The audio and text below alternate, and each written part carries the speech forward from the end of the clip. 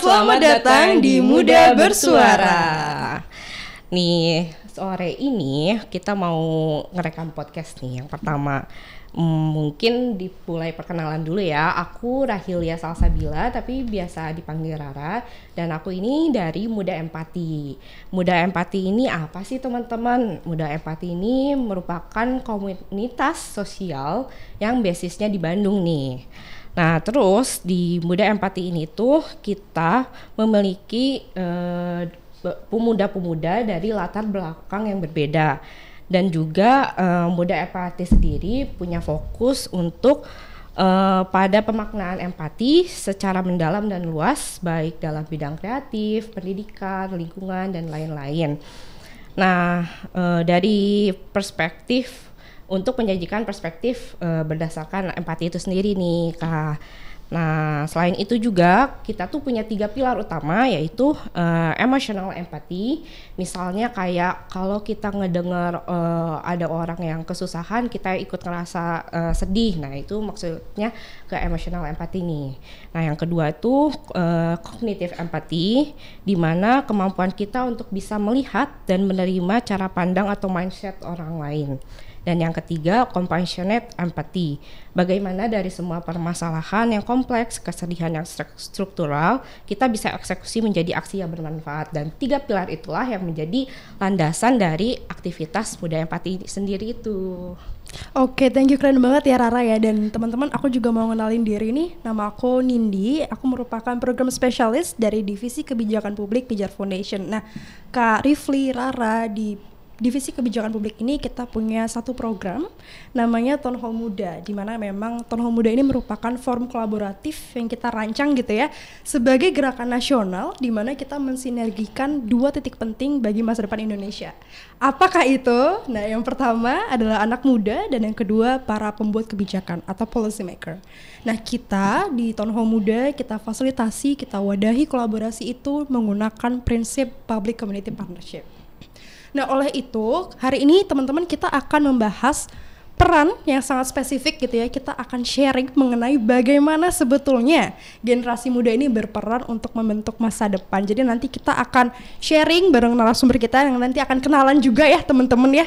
Kita akan sharing mengenai kontribusi pemuda dalam konteks lokal maupun global, dan juga bagaimana kita bisa berkolaborasi secara kolektif gitu ya Rahelia ya. Iya benar. Lanjut aja kali ya, kita introduction narasumber kita yang keren banget nih teman-teman. Pemuda yang aktif banget, yaitu Kak Rifli Mubarak yang saat ini merupakan Government Relations dan Legal Compliance Specialist di CNGR ya, benar ya Kak Rifli? Betul. Boleh Kak Rifli silahkan memperkenalkan diri. Halo teman-teman semuanya, perkenalkan aku Rifli Mubarak. Saat ini berkiprah sebagai Government Relation and Legal Compliance Specialist di CNGR. Dan CNGR itu merupakan company yang fokus pada produsen bahan baku baterai lithium. Jadi kita fokusnya bukan hanya di EV industry aja sebenarnya, tapi lebih ke bahan baku baterai yang juga bisa digunakan untuk handphone. Nah, mungkin aku fokusnya saat ini bekerja di bidang EV industry dan juga renewable energy, jadi clean energy dan lain sebagainya di bagian government relation. Mungkin penjelasan background lainnya juga, aku berkiprah sebelumnya sebagai Switch Chair of Future of Education and Work Track at the ASEAN Plus Youth Summit 2023, maaf. Dan di situ kita membuat sebuah rekomendasi joint statement tentang bagaimana sih isu pendidikan itu bisa diatasi dari skala yang lebih makro, yakni skala ASEAN. Dan juga aku sebelumnya mendapatkan penghargaan sebagai mahasiswa berprestasi utama Universitas Hasanuddin tahun 2022. Keren banget. Jadi itu teman-teman pasti tahu ya, Mapres itu pemilihan mahasiswa berprestasi yang diadakan setiap tahun, dan aku kemarin alhamdulillah juara satunya gitu. Wow. Kayaknya Kak Rifli ini salah satu agen perubahan sepertinya ya kayak. Amin ya. Amin. Nah, tapi Kak Rifli, kalau ngomongin soal tadi ya sepak terjang di bidang energi, di bidang pendidikan, ini juga sebetulnya related ya kayak dengan bagaimana saat ini sepertinya ada banyak sekali label buat anak muda, kayak kita adalah agen perubahan, future shaper, change maker, motor penggerak gitu ya. Kayak seakan-akan banyak sekali label-label yang melabeli secara tersirat bahwa masa depan ini adalah tanggung jawab kita generasi muda gitu ya. Nah, menurut Kak Rifli sendiri, sebetulnya bagaimana Kak Rifli melihat peran krusial yang bisa anak muda bentuk, khususnya kalau kita bicara mengenai dunia selatan ya, negara dunia selatan. Betul. Sebenarnya seberapa jauh sih kita generasi muda tuh bisa nggak ya punya peluang untuk menggerakkan dunia selatan ini, negara dunia selatan secara kolektif? Tujuannya tentu untuk pembangunan keberlanjutan yang lebih baik di masa depan. Betul. Menurut Kak Rifli gimana? Mungkin aku melihat dari perspektif Gen Z kali ya. Jadi kita bisa melihat dari generasi Z sekarang, kita kelahiran tahun 2000. Aku ngerasa kita tuh punya sense of curiosity dan juga sense of sensitivity. Kita punya rasa keingintahuan yang tak terbatas dan juga bagaimana kita tuh sensitif gitu dalam melihat isu yang sangat bervariasi. Jadi kita itu juga bisa dibilang sangat vokal gitu dengan isu-isu yang terjadi saat ini, baik perubahan iklim atau climate crisis ya sekarang termanya. Terus ada isu bagaimana mengatasi isu kemiskinan, isu pemberdayaan pemuda saat ini yang juga mungkin Pijar Foundation dan juga Muda Empati itu fokus pada bagaimana konteks pemuda dan hal-hal yang berkaitan dengan kemanusiaan itu sebagai suatu social impact. Jadi aku melihatnya sebagai Gen Z dan pemuda saat ini cukup memberikan out of the box outputs-nya itu sangat bervariasi dan aku melihat itu sebagai suatu keunggulan dari generasi sekarang kalau pemuda-pemudi saat ini cukup inovatif, cukup memberikan banyak solusi-solusi konstruktif dan bukan hanya gagasan aja tapi bervariasi dari segi output dan juga pemikiran. Wow. Seperti itu sih kalau aku pendapatnya tentang pemuda saat ini. Jadi progresif dan macam-macam lah inisiatif-inisiatifnya ya. Dari inisiatif sosial, inisiatif apalagi ya, humanitarian assistance juga, misalnya kayak kita sekarang banyak organisasi-organisasi yang berkiprah di bidang budaya tanggap bencana, for example ya. Mungkin karena aku dari Palu juga teman-teman, aku dari Palu juga, jadi aku ngerasa itu sangat esensial karena melihat budaya tanggap bencana itu merupakan hal yang sangat penting gitu, mitigasi, preventif dan lain sebagainya itu. Pemuda-pemudi saat ini juga banyak yang volunteer gitu untuk mengambil hal tersebut. Jadi bukan hanya sekadar menginisiasi suatu perubahan, tapi berpartisipasi pada kegiatan-kegiatan sosial dan kegiatan-kegiatan yang berdampak luas. Itu aku merasa Gen Z dan pemuda sangat banyak kontribusinya sejauh ini sih. Oke, setuju banget sih dan mau sharing sedikit nih kan Nindi, Kak Rifli. Jadi member Muda Empati ini tuh kan datangnya dari berbagai macam background ya. Ada yang dari politik, international relation, bahkan teknik perminyakan. Tapi kita tuh punya satu visi misi bahwa pemuda tuh harus bisa berkontribusi dan berkolaborasi nih. Dan itu juga sesuai dengan visi kita, yaitu kita ingin melaksanakan setidaknya 8 dari 17 SDGs yang ada khususnya di Kota Bandung nih, basisnya kita kayak gitu. Dan aktivitasnya itu tentunya berdasarkan empati. Nah, untuk itu aku pengen nanya nih sama Kak Rifli. Menurut Kak Rifli gimana sih generasi muda ini dapat mengambil inisiatif yang konkret dalam kolaborasi baik tingkat lokal maupun global? Iya, kalau untuk konkret dan actionable steps-nya, aku ngerasa penting untuk punya effort terlebih dahulu sih. Jadi maksudnya aku yang dari Sulawesi itu merasa untuk membuat sebuah gerakan-gerakan yang memang ada actionnya dan lain sebagainya itu cukup perlu otodidak gitu, perlu inisiatif sendiri dan bagaimana mencari resource dan komunitas yang punya kesamaan visi dengan masalah atau hal yang kita concern about. Jadi aku ngerasa harus ada paksaan dari dalam diri sendiri juga gitu. Jadi maksudnya bukan hanya kita disuap atau dalam arti disuap ini kita harus mengandalkan orang lain dulu gitu untuk persuade kita gitu untuk melakukan sesuatu, tapi harus ada sense of sensitivity tadi. Aku ngerasa ngelihat isu-isu yang memang mungkin passionate about dari kita sendiri, yang kita merasa isu ini kalau kita pelajari itu nggak habis-habis dan seru terus gitu. Jadi kita selalu lapar gitu untuk membahas isu ini. Misalnya aku suka dengan isu kemiskinan. Nah, kira-kira komunitas apa sih yang ada di Kota Palu, Sulawesi Tengah itu punya kesamaan vision dan juga programs yang mungkin kita bisa participate gitu. Jadi aku melihat otodidak dan juga mencari tahu sendiri isunya dan ujung-ujungnya membuat actionable steps itu semuanya interconnected teman-teman. Isu-isu dan komunitas itu semuanya saling berkesinambungan dan saling terhubung. Misalnya nih Muda Empati, Pijar Foundation itu punya ruang koneksi yang sebenarnya sama gitu ujung-ujungnya. Jadi langkah pertamanya adalah kita cukup aktif sih menurutku, proaktif. Nggak harus kita buat inisiasi komunitas yang langsung gebrakannya luar biasa, tapi kita mencari komunitas-komunitas yang mungkin di SMA atau di kuliah itu pasti ada ya, UKM dan lain sebagainya. Dan aku ngerasa di generasi sekarang juga media sosial itu sangat berdampak dan aksesibilitas komunitas itu juga sangat inklusif sekarang. Yes. Nah, tadi tuh aku tertarik sebetulnya. Kak Rifli kan sempat mention ya bahwa saat ini tuh anak muda sangat vokal terhadap isu-isu sosial, politik, ekonomi, dan kalau kita ngomongin data ya Kak Rifli, justru memang 30% pemahaman anak muda itu sekarang meningkat gitu, khususnya kepada isu iklim dan energi, which is it's a very good number, right? Nah, cuma kadang kendalanya adalah ketika kita speak up, ketika kita vokal, belum tentu kita punya wadah yang tepat. Betul. Padahal anak muda adalah pemain sentral. Iya. Nah, menurut Kak Rifli, apakah kita bisa membuat tren yang konkret dalam menjadikan partisipasi pemuda khususnya dalam proses kebijakan publik ya? Menurut Kak Rifli gimana? Oke. Jadi sebenarnya proses advokasi dan juga penyampaian suara kita untuk policy making itu bervariasi ya teman-teman. Mungkin kalau di mahasiswa kita ada mahasiswa-mahasiswi yang memang aktif demonstrasi, for instance. Yes. Itu juga merupakan bagian dari menyampaikan aspirasi kita kepada pemerintah gitu, dengan menggunakan cara itu yang bisa-bisa aja dilakukan ya dari perspektif kita sebagai anak muda. Tapi untuk bagaimana suara itu bisa sampai ke public policy making in government affairs, aku ngerasa kita bisa menggunakan cara audiensi.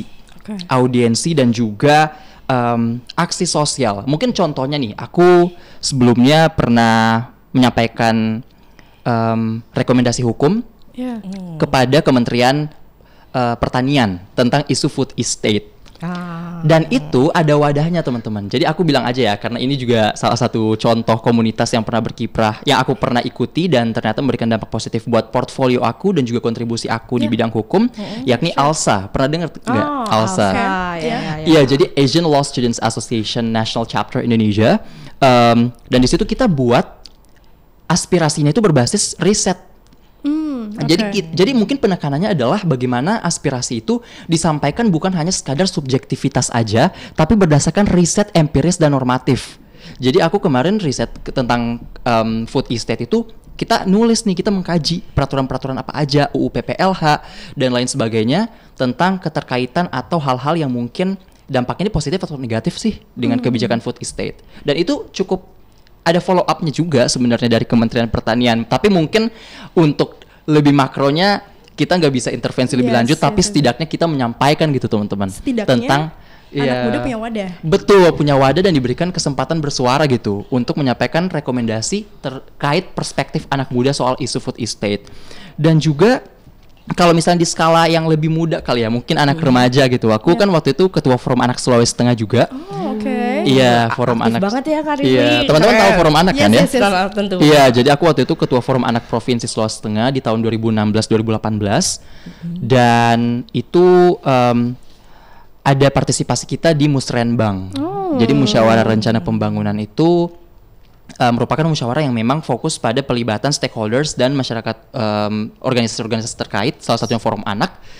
Dan itu merupakan contoh konkret di mana kita bisa menyampaikan suara kita untuk policy making process gitu.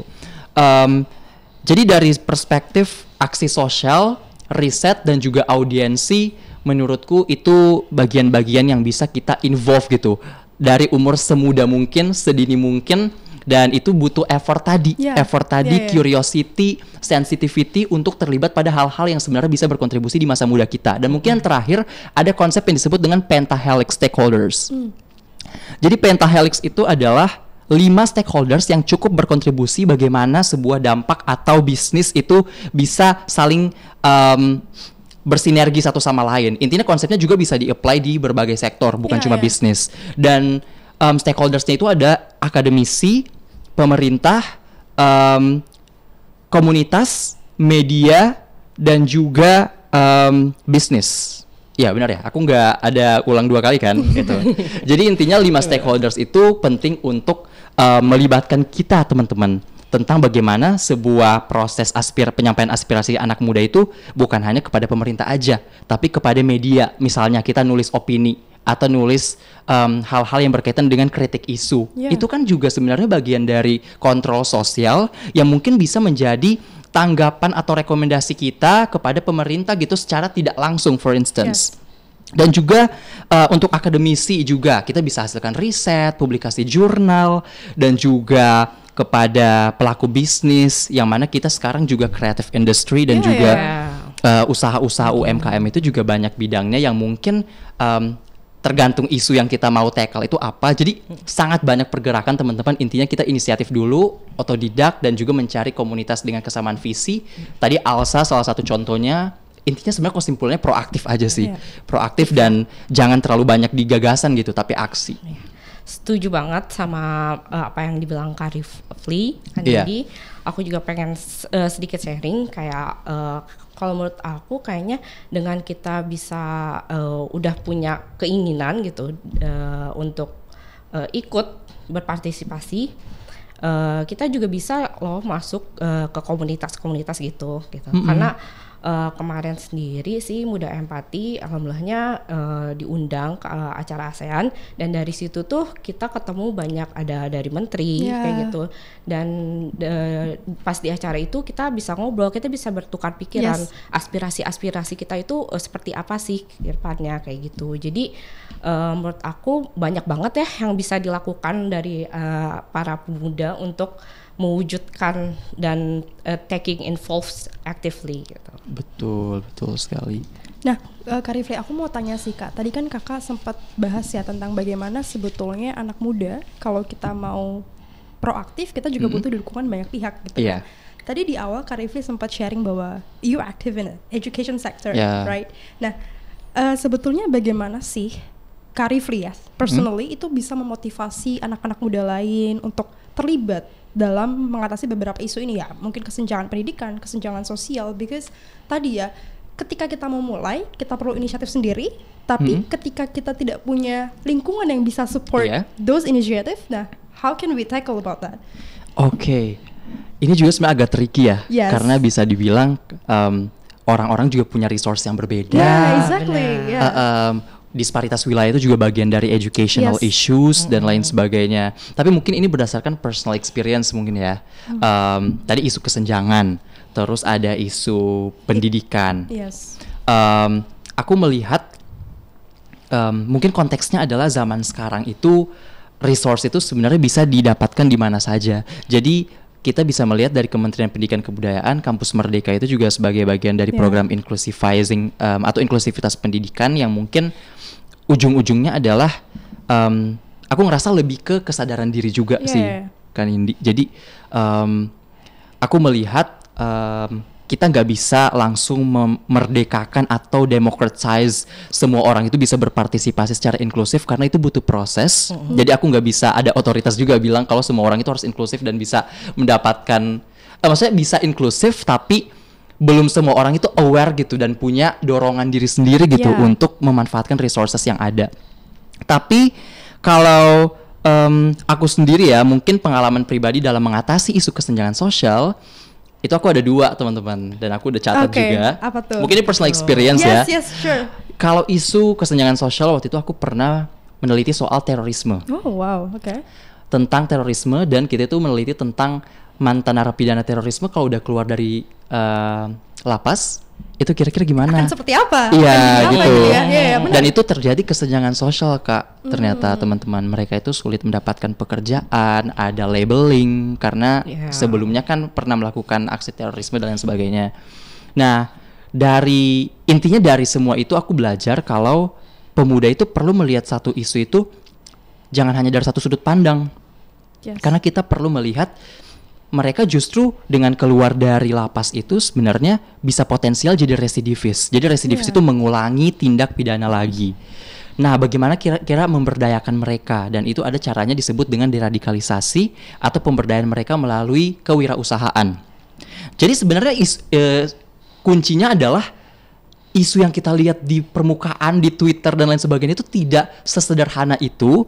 Jadi kita itu perlu filtering dan juga riset di awal agar kita bisa menjawab sesuatu itu nggak subjektif tapi betul-betul research based. Itu sih mungkin peran dari bagaimana kontribusi dan pengalaman aku dalam melihat sebuah isu kesenjangan sosial. Yang kedua, aku pernah juga isu kemiskinan petani kopi. Oh, oke. Iya, dan mungkin cara yang bisa dilakukan sekarang untuk anak-anak muda adalah aktif ikut internship atau kegiatan-kegiatan yang sifatnya bisa membantu portfolio di CV. Mungkin aku melihatnya dari teman-teman sekarang yang kuliah dan lain sebagainya, manfaatkan tahun kedua, tahun ketiga lah gitu ya untuk ikut magang, ikut organisasi sangat banyak. Dan ini aku waktu itu sebelumnya magang. Iya. Di salah satu startup basisnya di Amerika dan fokus di pengentasan kemiskinan petani kopi. Dan di situ aku melihat ya ternyata petani kopi itu nggak semudah itu aja gitu untuk menanam kopi dan lain sebagainya, karena ada kondisi iklim yang membuat kopi itu nggak bisa tumbuh dengan subur, dan juga ada pilihan-pilihan tumbuhan lain yang sebenarnya itu lebih potensial dan bukan hanya kopi aja, dan bagaimana tidak terperangkap dalam jerat kemiskinan. Itu menyadarkan aku untuk melihat isu dan hal-hal tersebut itu lebih empiris, teman-teman. Jadi intinya adalah tadi kita lebih kritis dan juga kita bisa belajar bagaimana melihat sebuah isu itu secara lanskap itu kita temui langsung gitu. Yes. Isunya dan lain sebagainya. Kita temui langsung petani kopinya dan lain sebagainya. Kalau misalnya dikorelasikan dengan pertanyaan tadi, aku melihat bagaimana kita itu sebenarnya punya dorongan diri sendiri terlepas dari resources yang tersedia gitu. Misalnya kalau Kak Nindi sendiri kenapa mau terlibat di Pijar Foundation contohnya nih? Ini menarik banget ya. Pertanyaannya kenapa mau terlibat Coba di kita Pijar lihat ya. Sebetulnya kalau tadi kan memang kita butuh resources ya. Tapi jujur aku merasakan itu ya Kak ya. Karena gini, tantangannya adalah ketika kita anak muda itu mau bergerak. Saat ini kan memang banyak sekali pihak yang mengatakan bahwa anak muda itu harus punya wadah, anak muda itu harus punya suara. Betul. Tetapi terkadang amplifikasinya, implementasinya, wadah untuk anak muda itu terkadang tidak seluas, tidak sebesar wadah untuk mungkin generasi di atas kita. Tetapi di Pijar Foundation 80%-nya adalah Gen Z, 20%-nya mungkin yang generasi yang sedang. Itu juga salah satu hal yang kenapa menarik aku nih untuk kayaknya Pijar Foundation is a good place for us to berkembang, untuk belajar banyak hal juga. Mungkin itu sih ya Kak Rifli ya. Jadi resources it's important, tapi memang kalau tadi dihubungkan dengan apa yang Kak Rifli katakan, betul bahwa ketika kita memandang suatu hal itu tidak bisa secara segmented aja, tapi kita perlu memiliki pandangan yang memang lebih luas. Betul, dan itu ujungnya motivasi personal kan juga. Jadi aku melihat juga peran media itu sangat penting sih teman-teman. Media sosial dan bagaimana amplify orang untuk persuade orang-orang itu untuk ikut sebuah kegiatan dan lain sebagainya. Jadi mungkin aku juga sekarang kan lagi aktif ngonten ya. Jadi di media juga lagi nyicil walaupun ada pekerjaan utama. Berat banget sih jujur. Jadi curhat ya. Jadi maksudnya peran media itu untuk mengamplifikasi kalau isu sosial itu adalah isu kita bersama untuk bisa di-tackle secara kolektif, dan bagaimana teman-teman itu bisa peduli dengan isu tersebut, atau mungkin setidaknya lah punya pemahaman gitu, awareness dan kesadaran tentang isu tersebut, dan kira-kira gimana sih solving the problems. Nah, media itu bisa salah satu cara gitu untuk mengamplifikasi solusinya seperti apa, ikut komunitas apa, dan itu akan lebih baik dan didukung dengan kesadaran diri pribadi juga. Jadi mungkin aku nggak bisa terlalu menjawab secara teknis ya teman-teman, agar semua orang itu harus ikut A, B, C, D, E. Tapi kalau diri sendiri gak mau mulai juga sulit sebenarnya. Jadi memang dan media sendiri apalagi medsos tuh ini banget gak sih di kehidupan kita. Pasti kan sekarang apalagi Gen Z mainnya Instagram betul. Nah boleh tuh mempergunakan Instagramnya dan dengan juga tambahan kayak Muda Empati dan Pijar Foundation juga cukup meng-approach teman-teman di daerah ya gitu. Jadi sebenarnya dari perspektif komunitas juga sebenarnya kita punya turut andil untuk meng-approach teman-teman yang mungkin punya keterbatasan resources. Jadi bukan hanya sekadar kita melihat bagaimana teman-teman yang tidak punya resources itu kita harus bisa memberikan kesadaran untuk berikut gitu, berpartisipasi pada komunitas, tapi komunitas-komunitas yang sudah ada gitu justru punya misi gitu untuk meng-approach teman-teman yang belum punya resources gitu.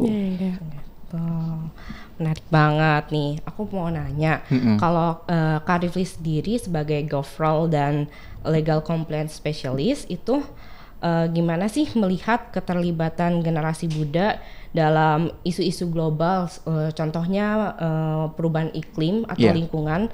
Karena kan sekarang isu lingkungan ya, apalagi kayaknya perlu kita perhatikan bersama ya, karena ini juga cukup dekat dengan kehidupan kita gitu. Selain itu juga nih, Kak Rifli, Kak Nindi, Muda Empati sendiri nih, kita punya fokus di lingkungan gitu. Karena kan empati itu kan punya makna yang besar ya gitu. Jadinya kita tarik fokusnya ke lingkungan untuk sustainability gitu. Mungkin gimana Kak Rifli tanggapannya? Isu lingkungan ya, salah satunya. Jadi kalau aku ngelihat pertama dari segi yang lebih sederhana, campaign and awareness itu bisa diamplifikasi lewat media. Aku ngerasa hal-hal seperti itu adalah isu adaptif gitu nggak sih teman-teman? Sadar nggak sih kalau misalnya climate crisis dan perubahan iklim ini adalah isu yang kita nggak tahu sebelumnya akan terjadi. Dinamis sekali. Dinamis dan unpredictable. Jadi aku melihat juga kita harus adaptif terhadap tanggapan kita soal isu ini, dan juga ujung-ujungnya gerakan kolektif. Maksudnya gerakan kolektif adalah bawa tumbler atau menggunakan sedotan, kurangi sedotan plastik dan lain sebagainya. Itu dari campaign dan media presence itu sangat berpengaruh untuk mengatasi isu tersebut. Jadi semua orang itu bisa diedukasi. Jadi edukasinya lewat media dan campaign itu aku ngerasa salah satu cara gitu buat teman-teman sekarang Gen Z specifically untuk mengatasi isu-isu terkait lingkungan tadi. Dan mungkin kalau lebih makro lagi sifatnya, aku ngelihat sekarang juga banyak inisiatif-inisiatif anak muda, misalnya pembangunan solar panel di daerah-daerah yang tidak mendapatkan listrik. Dan juga kalau misalnya di sosial humaniora, policy making dan juga policy brief competition atau apapun itu, dan kontribusi dan partisipasi aktif kita sebagai mahasiswa ya, mungkin dari sudut pandang mahasiswa itu sangat banyak opportunity juga gitu selama kita mencari kesempatan-kesempatan tersebut. Misalnya kita buat proposal atau grant. Jadi grant submission, pencairan dana dari lembaga-lembaga donor internasional itu juga tersedia banyak, dan banyak kok teman-teman kita yang juga memanfaatkan opportunity tersebut untuk mengabdi gitu, untuk berkontribusi pada isu-isu lingkungan yang kita alami saat ini, baik itu transition to renewable energy atau bagaimana kebijakan-kebijakan sekarang itu perlu kritik atau masih ada celah-celah kebijakan nih yang belum berbasis evidence based policy itu. Jadi mungkin dari perspektif akademik ya, karena aku ngelihatnya juga penting untuk kita itu kritis tapi tetap ada isinya gitu. Tetap betul. Substansial kan, tetap substansial, tetap berbasis academic approach, dan bukan hanya sekadar kita kritik tapi menyalahkan terus-menerus tapi nggak ada solusi. Mungkin empasisnya di situ sih teman-teman. Jangan sampai kita justru hanya mengkritik kebijakan, justru mengkritik ABCDE, tapi nggak ada output atau solusi konstruktif yang bisa dibawa dari generasi muda atau generasi Z sekarang. Betul. Kalau misalkan aku boleh sharing ya, tadi kan memang poinnya adalah kalau yang aku tangkap, sebenarnya kita tuh bisa melakukan perubahan bahkan dari hal sekecil apapun ya. Nah, tetapi memang ketika kamu mau mengkritik, penting bahwa kita juga perlu memberikan output. Nah, kalau aku boleh sharing sebetulnya Kak Rifli, di Town Hall Muda ini kita tidak hanya mempertemukan anak muda dan juga policy maker, tapi kita juga kasih output-outputnya nih. Jadi selain kita bentuk forum diskusi, forum kolaboratif gitu ya, dari sana kita akan menghasilkan yang namanya task force. Kayak kalau misalkan aku boleh sharing ya, Rara, Kak Rifli, beberapa waktu lalu kita habis dari Medan, kita kolaborasi bersama dengan pemerintah Medan, Provinsi Medan, kemudian kita juga berkolaborasi dengan satu komunitas namanya Bumantara Team, di mana Bumantara ini sangat aktif. Tahu ya Bumantara ya? Yes, they are very huge in social media. Jadi ini memang sangat ada partisipannya juga di social media. Mereka bersihin sampah. Mereka baru ada 1 tahun, 1 tahun, tetapi sudah ada 50 titik yang mereka bersihkan di kota Medan. Keren banget. Dari situ ke Kak Rifli, Rara, kita membangun sebuah pasukan khusus, kita namakan Medan Eco Rangers, dan kita memang fokus akhirnya untuk mengatasi masalah-masalah sampah di Medan. Itu baru satu hal. Kalau kemudian yang di Sigi, karena tadi Kak Rifli di Sulawesi ya, kita juga habis dari Sigi, habis dari Palu, Rara, Kak Rifli, dan di situ kita kita pun mempropose yang namanya RPJPD. Kita di situ bahas soal green economy, sustainability. Jadi kalau tadi dibilangnya adalah ketika kita bergerak kita butuh output dan bukan hanya sekedar kritis, aku setuju banget. Dan memang sekali lagi peran sosial media sepertinya di tahun ini apalagi ya sangat-sangat masif ya dampaknya, impactnya gitu. Benar-benar banget. Berarti memang bervariasi ya aksi dari Pijar Foundation itu sendiri, dan juga aku ngelihat isu dan pergerakannya juga inovatif gitu. Jadi memanfaatkan resources dan juga koneksi yang lain ya. Kayak tadi yang bersih pantai, bersih Bumantara. Iya. Karena actually gini Kak, kami di Pijar Foundation khususnya Tahun Muda, kenapa kita melibatkan generasi muda? Karena kita percaya. Betul. Ada kepercayaan bahwa anak-anak muda sekalipun yang di daerah, mereka pun juga punya peluang untuk membentuk masa depan ini jadi tempat bernaung yang lebih baik gitu. Nah, tapi kita juga nggak bisa lupa ya dengan prinsip kolaborasi nih, Kak Rifli nih. Nah, menurut Kak Rifli sendiri gimana pandangan Kak Rifli? Atau mungkin pernah nggak sih berpartisipasi secara langsung dalam proyek ataupun inisiatif yang melibatkan kolaborasi kolektif antar anak muda gitu? Kalau untuk partisipasi pasti ya. Jadi kalau untuk partisipasi dan kontribusi itu sebenarnya mirip-mirip gitu ya. Mirip-mirip ya. Mirip-mirip. Tapi tadi pertanyaannya partisipasi secara kolektif atau bagaimana? Yes, collectively. Misalkan Kak Rifli pernah berpartisipasi di salah satu proyek inisiatif yang memang menggabungkan prinsip kolaborasi mungkin. Aku lagi nyari contoh sih. Jadi kalau misalnya kemarin mungkin organisasi ALSA itu waktu aku terlibat juga di Asosiasi Mahasiswa Hukum itu. Intinya itu kita collab dengan komunitas-komunitas yang ada di lokal gitu. Jadi maksudnya di ALSA itu pun kita tidak berjalan sendirian. Tadi Pentahelix juga kan stakeholdersnya bervariasi banget. Yes. Jadi prinsip kolaborasinya itu juga bukan hanya sekadar organisasi kemahasiswaan dengan organisasi kemahasiswaan, tapi kita bisa ke dinas, bisa ke private sector. Jadi prinsip kolaborasi di organisasi itu merupakan hal yang sangat normal dan udah dilakukan gitu.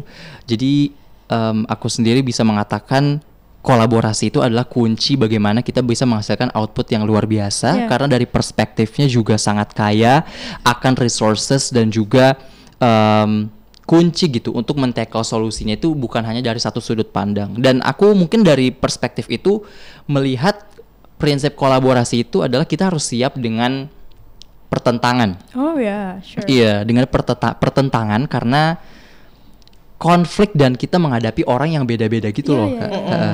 Beda-beda. Jadi kalau di organisasi itu kita berhadapan dengan orang kan, dan itu cukup drain energy karena kita harus setiap orang beda-beda ya. Iya, beda-beda dan juga kepentingannya beda-beda. Jadi itu sih menurutku untuk bisa mengontrol diri sendiri, bagaimana kolaborasi itu bisa sehat dan gak toxic.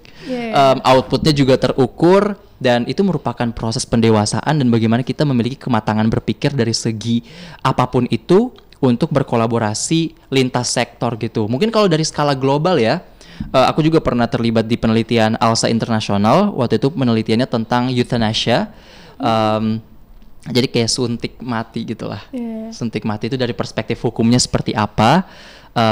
Itu aku bicara sama teman-teman dari India, ada dari Thailand, dan dari segi komunikasi itu juga sangat beda gitu. Dari segi dialek, dari segi accent, dari segi substansi dan lain sebagainya.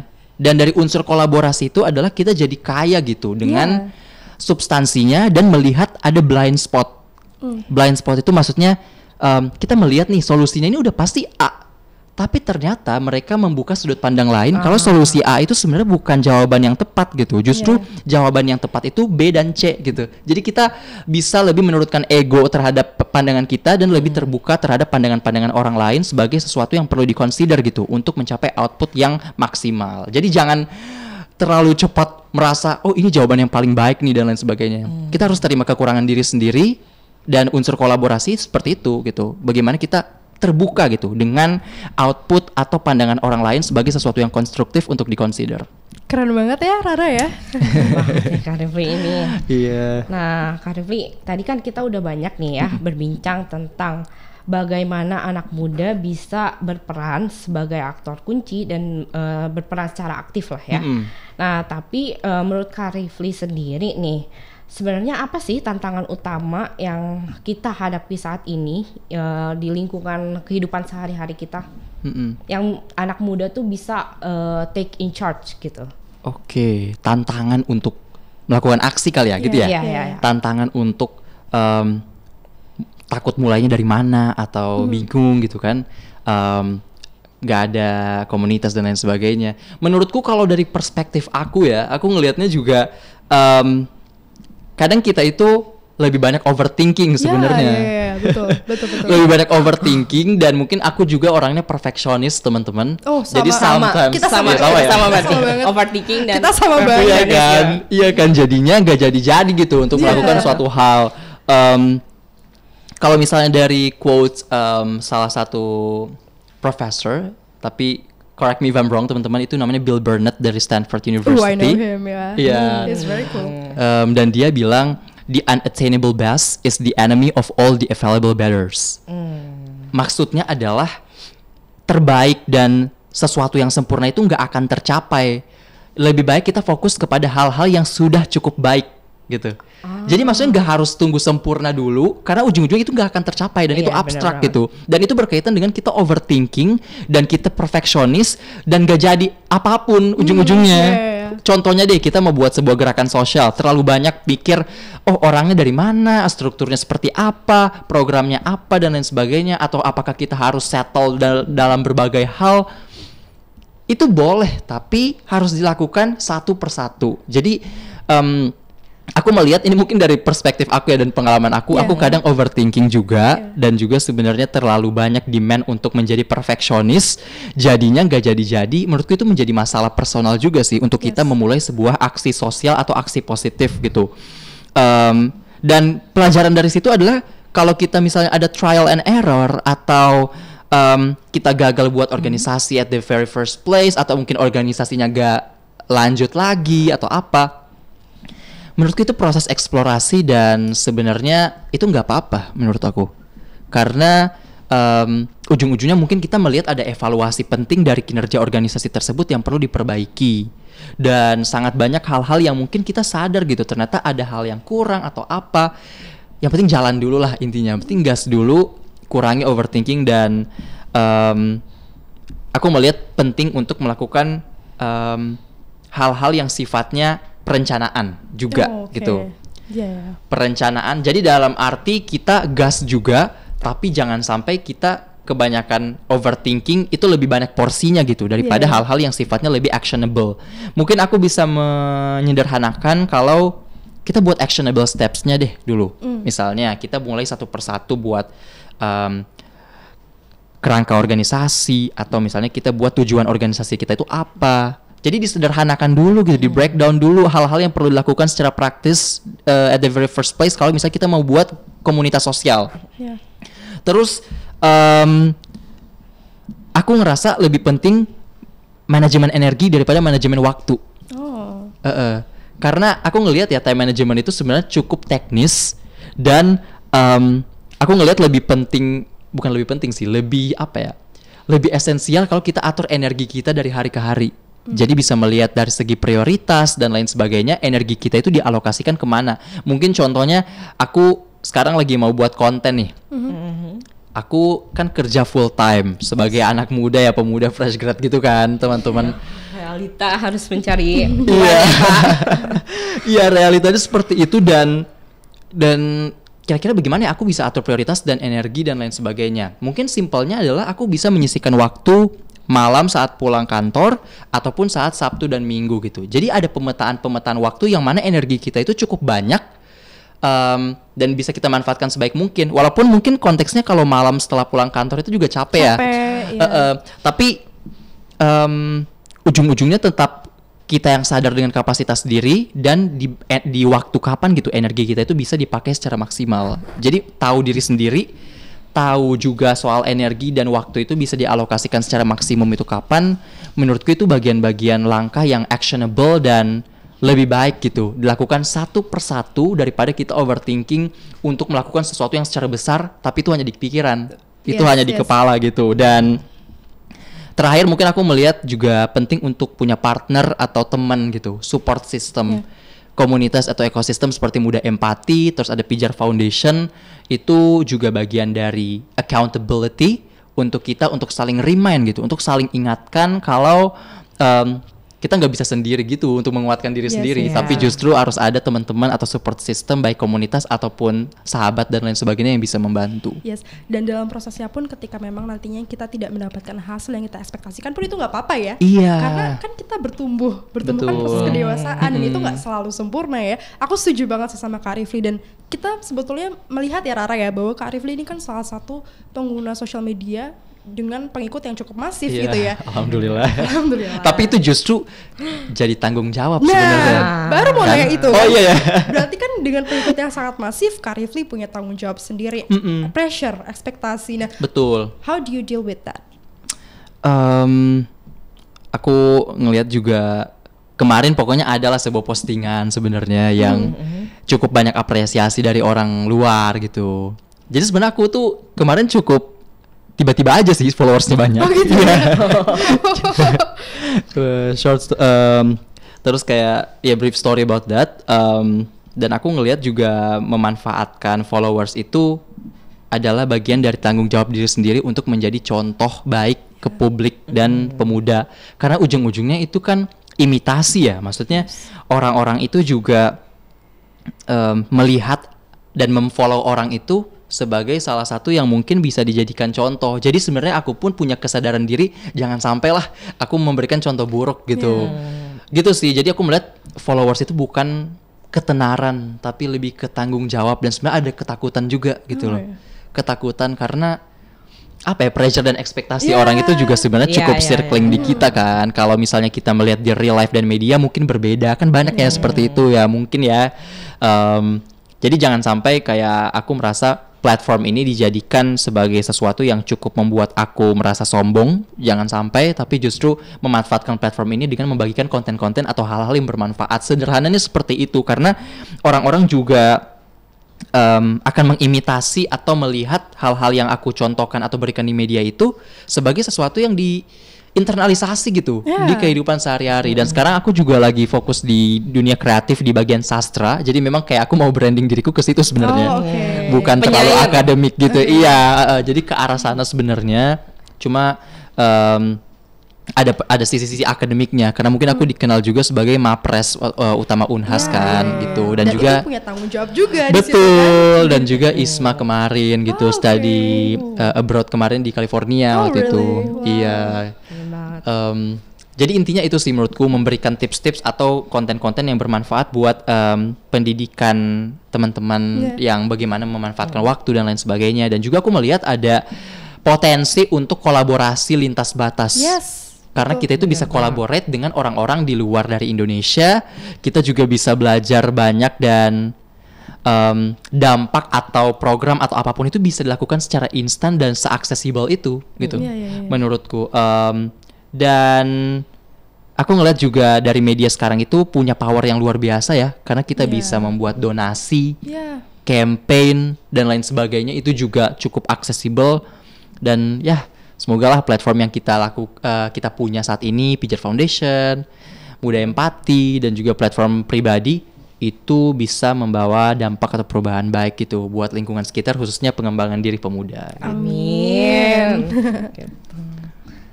Nah, Kak Rifli. Ya. Kayak apa sih pembahasan kali ini tuh kan udah banyak banget ya, betul. Dan banyak banget insight nih. Buat aku pribadi juga banyak banget insight yang didapatin dari pembahasan kali ini, dari podcast kali ini. Nah, Kak Rifli, ada nggak sih pesan atau bisa dibilang motivasi yang bisa Kak Rifli sampaikan buat anak muda lainnya, teman-teman muda, untuk mungkin yang ingin menciptakan perubahan positif di masyarakat gitu? Oke. Aku ngelihat orang-orang yang sekarang bisa survive saat ini bukan orang yang paling pintar, bukan orang yang paling ganteng, cantik, atau yang paling hebat dalam segala hal, tapi orang yang adaptif terhadap segala perubahan yang terjadi. itu kuncinya yang membuat aku itu survive. Dari konteks aku itu juga kemarin kan korban gempa Palu ya. Kalau dibilang sedih dan jatuh bangun itu luar biasa sebenarnya teman-teman. Kehilangan orang yang tercinta, keluarga gitu-gitu. Itu bukan hal yang mudah banget. Jadi 2018-2019 itu sesuatu yang cukup membuat aku terpuruk karena kehilangan mama, karena gempa. Jadi aku bisa mungkin ya punya otoritas mengatakan hal ini kepada teman-teman yang mungkin terpuruk atau bingung gitu melakukan hal apapun kalau misalnya sedang dilanda dengan kesulitan. Adaptif dan menjadi kuat menurutku itu kuncinya, tapi nggak apa-apa, take your time gitu. Aku ngelihat juga waktu menjadi pribadi yang adaptif itu juga ditempa dengan berbagai tantangan hidup. Dan aku ngelihat itu sesuatu yang sifatnya temporary sebenarnya, dalam arti hal-hal itu semuanya akan dilalui dan hidup akan terus berlalu. Jadi menjadi pribadi yang adaptif, tahan banting dan resilient itu mungkin kunci yang ingin aku sampaikan kepada teman-teman semua untuk bisa survive gitu dengan kehidupan sekarang. Karena aku ngeliat pintar itu gak cukup. Pintar itu gak cukup, tapi bagaimana kita bisa adaptif dengan perubahan zaman.